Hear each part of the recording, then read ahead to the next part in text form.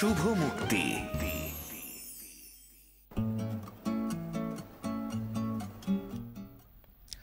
Microphone testing 1 2 3 4। প্রিয় শ্রোতা যারা শুনছেন তাদেরকে বলছি, আসছে আমাদের একটি অন্যতম এবং একটা সুসংবাদ বটে, তবে সেটা শোক সংবাদ নয়। গায়ক তাহসানের প্রথম ছবি যদি একদিন, তবে এবার তিনি নায়ক তাহসান। শ্রেষ্ঠাংশে রয়েছে তাসকিন, শ্রাবন্তী এবং তাহসান, আর পরিচালনায় রয়েছে মোস্তফা কামাল রাজ। এবং সবচেয়ে সুখের সংবাদ যেটা, সেটা খুব শীঘ্রই সেটা মুক্তি পাচ্ছে এবং সেটা 8ই মার্চ। সবাইকে স্বাগত জানাচ্ছি রেডিও ভূমি 92.8 FM-এ। এই মুহূর্তে মাহবুব আছি আপনাদেরই সঙ্গে। আমাদের সঙ্গে যুক্ত আছেন দুটি নক্ষত্র, এবং সেই সঙ্গে আমাদের রেডিও ভূমি স্টুডিওটা এখন নক্ষত্রের আলোয় কানায় কানায় পূর্ণ। আমাদের প্রজন্ম যাদের নাটক দেখে বা যার নাটক দেখে, যার চলচ্চিত্র দেখে কখনো করতালি দিয়েছে, অভিনন্দন দিয়েছে, উচ্ছ্বসিত হয়েছে, তিনি একজনই মোস্তফা কামাল রাজ। এবং আমাদের সঙ্গে যুক্ত আছেন যার গানে আমরা একাকিত্ব ভুলেছি, ভালোবাসার উচ্ছ্বাস প্রকাশ করেছি এবং নিজের প্রিয় গায়কের তালিকায় সবার উপরে রেখেছি, তিনি তাহসান রহমান খান। আমাদের সঙ্গে যুক্ত আছেন এবং আমাদের সঙ্গে শ্রোতারা যুক্ত আছেন। আপনারা ফেসবুকে সরাসরি লাইভ দেখছেন এই মুহূর্তে। আপনাদের মতামত পাঠিয়ে দেবেন আমাদের গায়ক তাহসান, যিনি এখন নায়কে পরিণত হবেন এই 8ই মার্চ, তার ছবি সম্পর্কে যে কোনো মতামত, যে কোনো তথ্য, যে কোনো কথা, আমরা সেটা আপনাদেরকে পড়ে শোনাবো। শুরুতেই স্বাগত জানাচ্ছি আপনাদেরকে। অসংখ্য ধন্যবাদ। যখন আপনার এই ঘরে প্রবেশ করলাম তখন আপনি আপনার নাম বলেছিলেন, কিন্তু নামটা আমি আসলে শুনেছি, মাথায় ঢোকেনি, কারণ আপনার মানে প্রতিদিন অনেক মানুষের সাথেই তো পরিচয় হয়, কিন্তু আপনি এতক্ষণ যেভাবে কথা বলেন, এত সুন্দর প্রমিত বাংলায়, আমি আসলে এর আগে কোনো আরজেকে কথা বলতে শুনিনি। আমি পরিপূর্ণভাবে মুগ্ধ। এই জন্য আপনি কি আপনার নামটা আরেকবার বলবেন? আমার নাম মাহবুব। মাহবুব, জি। আমি মানে খুবই খুবই প্রীত আপনার সাথে পরিচিত হই। অসংখ্য ধন্যবাদ। আমরা রাজ ভাইয়ের কাছে যাব। হ্যাঁ, আমি আপনার কাছ থেকে কিছু শুনতে চাই রেডিও ভূমিতে আগমন উপলক্ষে। রেডিও ভূমিতে আজকে ফার্স্ট যে আমি, এবং আমি লাকি যে আমি তাহসান ভাইয়ের সাথে আসছি, কারণ রেডিওতে ম্যাক্সিমাম হচ্ছে সিঙ্গাররা বেশি যায়। আমার সাথে গায়ক নায়ক একসাথে আছেন, এবং সামনে আমার যদি একদিন রিলিজ হচ্ছে 8ই মার্চ। সো আমার রেডিও ভূমির মাধ্যমে সবাইকে জানাতে চাই যে 8ই মার্চ থেকে সিনেমাটা চলবে। আপনারা সবাই ছবিটি গিয়ে হলে দেখুন, জি, দেখে আমাকে ফিডব্যাক জানান, এবং আশা করি যে আপনাদের ভালো লাগবে। অবশ্যই। আপনার কিন্তু প্রথম ছবিতেই আমরা একটা ধামাকা পেয়েছিলাম। কি সেই ধামাকা? জাতীয় চলচ্চিত্র পুরস্কার। ঠিক সেখান থেকে শুরু করে 4টি ছবি আপনি তৈরি করেছেন, এবং 5ম ছবির দোরগোড়ায় আমরা পৌঁছেছি, এবং এই ছবিটা আমরা সবাই মিলে উপভোগ করব। আপনাদের জন্য আমার কিছু প্রশ্ন রয়েছে, আমি মনে করি দর্শক কিংবা শ্রোতাদের মনেও সেই প্রশ্নটা রয়েছে। একে একে আমি বলবো সেই কথাগুলো। প্রথমে আসতে চাচ্ছি আমি তাহসানের কাছে। প্রথম ছবির অনুভূতি খুব ভালো। প্রথম অ্যালবাম বের হওয়ার সময় যেরকম একটা রোমাঞ্চ কাজ করেছিল, অনেক দিন পর সেই রোমাঞ্চটা অনুভব করছি।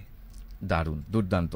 আমি একটু রাজ ভাইয়ের কাছে আসবো। আমি জানতে চাই ছবির মূল ভাবনা, যদিও আমরা সেটা সম্পূর্ণ প্রকাশ করছি না, তবে একটু জিস্ট বা সারাংশ যদি আমরা একটু জানতে পারি। সারাংশ বলতে হচ্ছে সিঙ্গেল ফাদার কনসেপ্ট। তাহসান ভাই ওয়ার্কহলিক একটা ক্যারেক্টার, এবং তার রিভার্স যখন বাসায় যায়, তার আলাদা একটা ফ্যামিলি আছে, মা এবং মেয়ে, এবং তার পুরো লাইফটা হচ্ছে মেয়ে। তার এটুকুই বলি, আর বাকিটুকু হলে গিয়ে দেখুক। ওকে, তাহলে আমরা হলে গিয়ে আমরা পুরো মোড়কটা আসলে উন্মোচন করি এবং পুরো স্বাদটা আমরা নিব। তাহসানের কাছে, তাহসান ভাইয়ের কাছে আমার দ্বিতীয় প্রশ্ন, পরিচালকের কাজ নিয়ে আপনি কতটা সন্তুষ্ট? যত দিন গেছে তত সন্তুষ্ট হয়েছি, এবং আমি ওকে শুরুতেই বলে দিয়েছিলাম যতক্ষণ না পর্যন্ত আমি 95% সন্তুষ্ট হব। 95 বলেছিলাম, 90 বলেছিলাম শুরুর দিন, এরকম একটু বলেছিলাম যে ততক্ষণ পর্যন্ত সিনেমা আমি রিলিজ দিতে দেব না, যতই বাণিজ্যিকভাবে ক্ষতির সম্মুখীন হও, আমি কিছু জানি আসে না। এটা সবসময় আসলে প্রমাণিত। আমি বলতে চাই আপনাদের পেছনের কাজগুলো, আপনি গানের কাজ করেছেন, নাটকের কাজ করেছেন, আপনিও অনেকগুলো নাটক তৈরি করেছেন যেগুলো আসলেই খুব সুদিং এবং শুরু থেকে শেষ অবধি পুরোটা পরিপূর্ণ বা নিখুঁত। সেই কাজগুলোই কিন্তু দর্শক এবং শ্রোতাদের হৃদয়ে দাগ কেটে পেরেছে। ওই যে বললাম 90 কি 95 পৃথিবীতে কোনো কিছুই পরিপূর্ণভাবে নিখুঁত হয় না। সেটা আসলে প্রত্যাশা করাটাও বোকার মতোই কাজ হবে, তাহলে কোনো কাজই শেষ হবে না। সো আমি ওইভাবে চিন্তা করি না, বাট আমি চিন্তা করি, ওই যে বললাম যে 80-90% কাজ সফল হওয়া মানে লেটার মার্কস তো পেলাম, 80 তো পেলাম। সো আমি আমার ডিরেক্টরকে আমি কাজ শেষ হওয়ার পরে যখন দেখেছি, আমি 90% মার্কস দেব। ওকে, আমি রাজ ভাইয়ের কাছে চলে আসব। কোথায় কোথায় শুটিং হয়েছে এবং আপনি যখন ছবিটা প্রথম আপনার মাথায় এলো, অবশ্যই আপনি কাস্টিং করেছেন, তো সেই কাস্টিং এর পরিকল্পনা থেকে শেষ অবধি যে কাজ করা, সেই কলাকুশলী নিয়ে আপনাদের কি ভাবনা? এই স্টোরি হচ্ছে গত 7 দিন যাবত বলতেছি, আসলে নতুন কিছু শুনতেছে। আমি আসলে টায়ার্ড, কারণ একই কথা যদি সব জায়গায় বলি সবাই একই জিনিস শুনতেছে। তাহলে ইন্টারভিউটা তাহলে ডিফারেন্ট। যেরকম আমি ঢুকে কিন্তু আমাদের প্রশংসাটা করলাম, এটাই কারণে করলাম কারণ আমি হচ্ছে টেলিভিশন ইন্টারভিউ বলেন, রেডিও বলেন, পত্রিকা বলেন, প্রথমে জিজ্ঞেস করে তাহসান ভাই আপনার প্রথম সিনেমা কেন, ছবির নাম যদি একদিন কেন, আপনার পঞ্চম সিনেমার এক্সপেরিয়েন্স বলেন, শুটিং এর মজার কাহিনী বলেন। এই কারণে আপনার কাছ থেকে প্রত্যাশা আমরা নতুন কিছু করতে চাই। আমার কেন যেন মনে হচ্ছে সিনেমা দেখার ব্যাপারে কথা বলি, আরো সুন্দর প্রশ্ন আমরা পেতে পারি। আচ্ছা ঠিক আছে, তাহলে আমি একদম ডিরেক্ট প্রশ্নে চলে যাই। আপনার যে 5টি ছবিতে আমরা দেখেছি যে মোটামুটি কখনো আরিফিন শুভ ছিল, শাকিব খান ছিল, এখন তাহসান। আমার কাছে মনে হচ্ছে যে চলচ্চিত্রের ঘটনার থেকে আপনার কাছে কাস্টিং এর ক্ষেত্রে স্টার কাস্ট করার একটা প্রবণতা রয়েছে, সেটা কেন?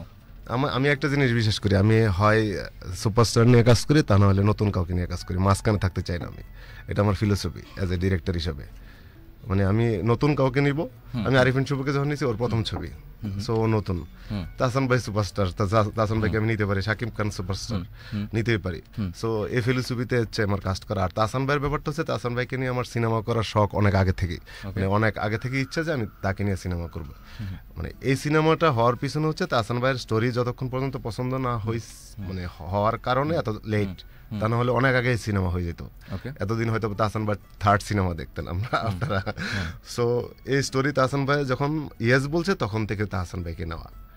আর আমাকে অনেকেই কোশ্চেন করে হোয়াই তাহসান, আমি শুধু এইটুকু বলবো যে সিনেমা হলে সিনেমাটা দেখুন, এই কোশ্চেনের অ্যান্সার আমার করা লাগবে না, আপনার উত্তর পেয়ে যাবেন। ওকে, তাহলে ছবি নিয়ে সাধারণত বাংলাদেশে আমরা দেখি যে একটাই বেশ আলোচিত থাকে, সেটা হচ্ছে পুরস্কার প্রাপ্তি। তার প্রত্যেকের একটা লক্ষ্য থাকে, যদিও ইকোনমিক ভাবে আমরা ছবি দিয়ে খুব একটা ইনকাম করতে পারি না, বা আমরা বাইরের বিশ্বে দেখি যে 100 কোটির মাইল ফলক করলো, বা 800 কোটি, 500 কোটি। তো আমি আপনার কাছে জিজ্ঞেস করতে যাব, এই চলচ্চিত্র নিয়ে কোনো পুরস্কারের পরিকল্পনা, প্রত্যাশা এবং সেই সঙ্গে আর্থিকভাবে কোনো একটা লিমিট আপনি রেখেছেন কিনা, যে এই পরিমাণ গেলে আমি বুঝবো যে আমার কাছে ছবিটা সাকসেসফুল? আমাদের একটাই টার্গেট, সেটা হচ্ছে পুরস্কারের চিন্তা আমি কোনোদিনও করি না। পুরস্কার হয়ে যায় অটোমেটিকলি, কিছু করার নাই। আর পুরস্কার পাইলে ভালো লাগে, এটা সবারই লাগে আর কি ভালো। আর আর্থিক দিক দিয়ে হচ্ছে, একটা প্রডিউসার যখন টাকা লগ্নি করে, তার রিটার্নটা সে চাইতেই পারে, কারণ এই টাকাটা তো আমি ইনভেস্ট করতেছি না, আমার পিছনে প্রডিউসার আছে। সো আমি এ পর্যন্ত যতগুলি ছবি বানাইছি, প্রডিউসারের লস হয় নাই। মানে হয়তোবা মেসিভ হিট হয় নাই, কিন্তু প্রডিউসারের লস হয় নাই। সেই মার্কেটিং পলিসি করে আমি সিনেমাটা। এক্স্যাক্টলি, এটাই আমাকে অনেকে জিজ্ঞেস করে, আপনি তো আরো ডিরেক্টরের কাছ থেকে অফার পেয়েছেন, আপনি রাজের সিনেমা কেন করলেন? আমি অনেকগুলো কারণ দেখেছি, তার মধ্যে এটা কিন্তু একটা। আমরা অনেক সিনেমা এর মাঝে দেখেছি যেগুলোর অনেক কিন্তু আওয়াজ শুনেছি, কিন্তু আসলে কিন্তু ডিরেক্টররা এবং প্রডিউসার নিজেরই বলেছে যে আসলে এটা ব্যবসা সফল হয়নি। আমি ব্যাপারটা বুঝতে পারতাম না, এত ভালো সিনেমা, এত মানুষ দেখলো, তারা কেন লগ্নি উঠাতে পারলো না? তার মানে ব্যবসার একটা দিক আছে, যেটা হয়তো কেউ জানে, কেউ জানে না। সো রাজের কিন্তু সিনেমার এটা একটা প্লাস পয়েন্ট, ওর সিনেমার সবই কিন্তু লগ্নি উঠে এসেছে, এটা কিন্তু একটা বিশাল বড় পাওয়া। আর আরেকটা কথা বললেন, পুরস্কার। পুরস্কার শুধু বাংলাদেশে না, সারা পৃথিবীতে একটা হেয়ালি।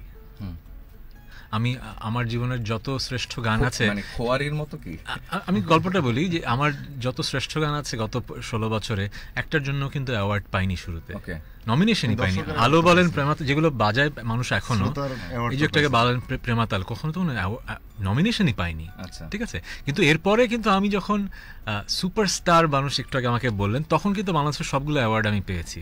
জাতীয় কোনো অ্যাওয়ার্ড পাইনি, কারণ সিনেমাতে কাজ করিনি, কিন্তু আমি কিন্তু সব অ্যাওয়ার্ড পেয়েছি। সো আসলে আমি, তার মানে কি, আমার যেই গানগুলো আসলে মানুষের মনে এখন প্রতিদিন বাজে, সেই গানগুলোতে অ্যাওয়ার্ড পাইনি, তাহলে ওই গানগুলোর কি কোনো ভ্যালু নেই? সো আমি আসলে পুরস্কারটা দেখি মানুষের মনে বাজলো কিনা। আমার একটা নাটক নীলপরী নীলাঞ্জনা, এখনো আমি কুড়িগ্রামে গেলেও শুনি যে ভাই নীলপরী নীলাঞ্জনা আমার ফোনে আছে 5 বছর পরেও। এটাই তো পুরস্কারটা, ব্যাপারটা বোঝাতে পারলাম? আসল পুরস্কার মানুষের হৃদয়ে জায়গা করে নেওয়াটা। সো ওইটা আমি চাই, এটা রাজও চায়, এটা সবাই চায়। ওকে, তাহলে আমরা জানলাম যে তাহসান রহমান খান তার পুরস্কারের প্রতি তেমন একটা কোনো আগ্রহ নেই, তাহলে আপনি মায়াবী আলোতে নিয়ে কি বলবেন? এই কারণেই তো আমি মায়াবী আলোতে গানটা করেছি। ওকে, কারণ মায়াবী আলোতে গানটা আমরা যখন করি, আমরা জানি যে আমাদের মিউজিশিয়ান যারা আছে, বোদ্ধা যারা আছে, তারা শুনে পাগল হয়ে যাবে যে এরকম গান বাংলাদেশে লাস্ট কখনো হয়েছে কিনা আমরা জানি না, এত অসাধারণ গান। এটা কারা বলবে? যারা গানের বোদ্ধা। এবং যারা আমার গান, আমি এখন অনেক জায়গায় যাই, বলে যে এটা কি গান, এত সুন্দর গান, আমি বেরোতে পারছি না, কিন্তু আমি জানি এই গানটা হিট হবে না, কারণ বাংলাদেশে যেই ধরনের গান 10 কোটি 20 কোটি ভিউ হয়, সেই ধরনের শ্রোতার জন্য এই গান না। এখন স্মুথ জ্যাজ ঘরানার গান তো আসলে আপনি বাংলাদেশের মানুষকে একদিনে শোনাতে পারবেন না। ক্লাসিক্যাল মিউজিকের শ্রোতা সবসময় কম, কিন্তু তাই বলে কি ক্লাসিক্যাল মিউজিক, অপেরা এগুলো কি মানুষ শোনে না? শোনে। রিফাইন্ড টেস্টের মানুষ শোনে। রিফাইন্ড টেস্ট মানে রুচির তো একটা ব্যাপার আছে। আপনি একজন যে ইউনিভার্সিটি পিএইচডি করছে, সে যে বই পড়তে পছন্দ করবে, ক্লাস 5-এ যে পড়ে, সে তো সেই বইটা পড়বে না। সো মায়াবী আলোতে হচ্ছে সেই জায়গার গানটা, যে গানটা আমি জানি যে মিলিয়ন্স অফ ভিউ হবে না, কিন্তু এই গানটা অনেক বছর বেঁচে থাকবে তাদের মাঝে যারা গান বোঝে।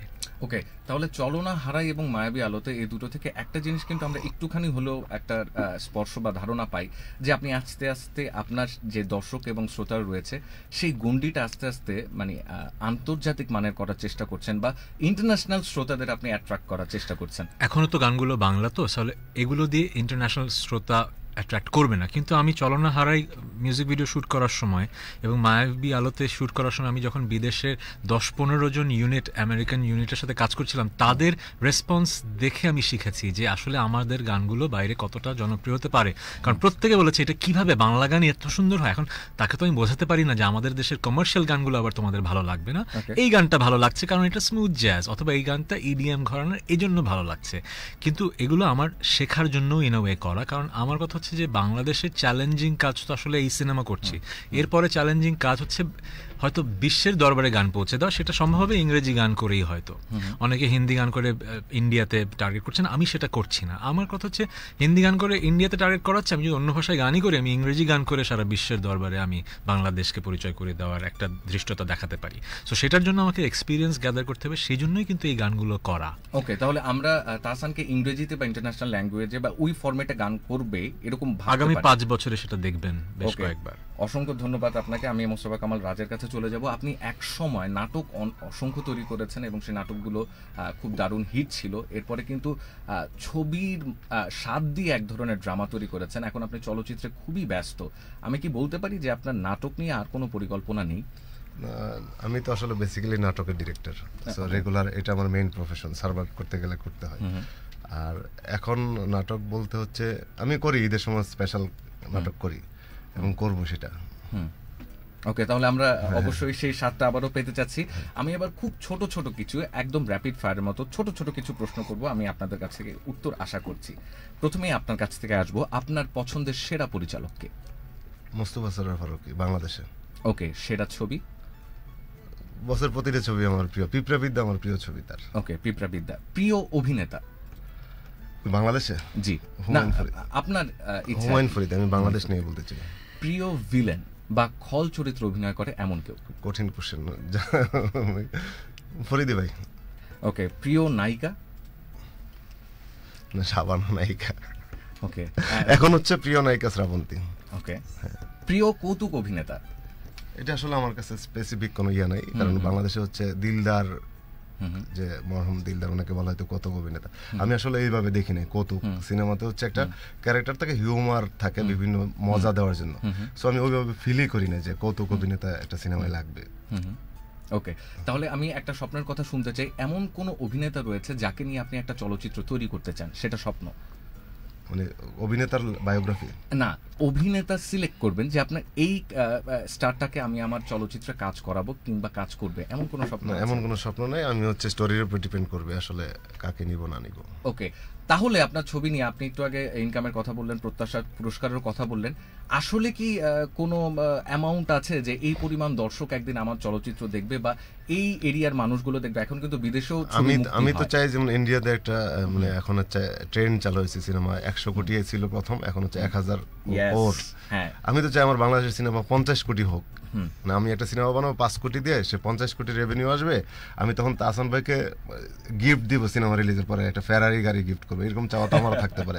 ডিরেক্টর খুশি হচ্ছে, আর্টিস্টকে গাড়ি দেয় না অনেক সময়, আমরা শুধু শুনে আসছি, আমরা পারি না। এখন লভ্যাংশের একটা ভাগ কিন্তু আর্টিস্টদের, আমিও চাই এটা, আমি নিজে চাই যে আমি সিনেমায় টাকা নিব না, আমি রেভিনিউ শেয়ার নিব, এবং যারা সিনেমায় কাজ করবে তারা রেভিনিউ শেয়ার নিবে। এটা একটা আমিও সিম্পল ম্যাথ আমি বলি। আমি একটু রিসার্চ করেছি, চেষ্টা করছি যে কিভাবে কেন আমাদের দেশের সিনেমাটার ব্যবসা হয় না, কেন হয় না। আসলে অনেকগুলো কারণে হয় না, কিন্তু ভিশনটা দেখতে হবে এবং সেই অনুযায়ী কাজ করতে হবে।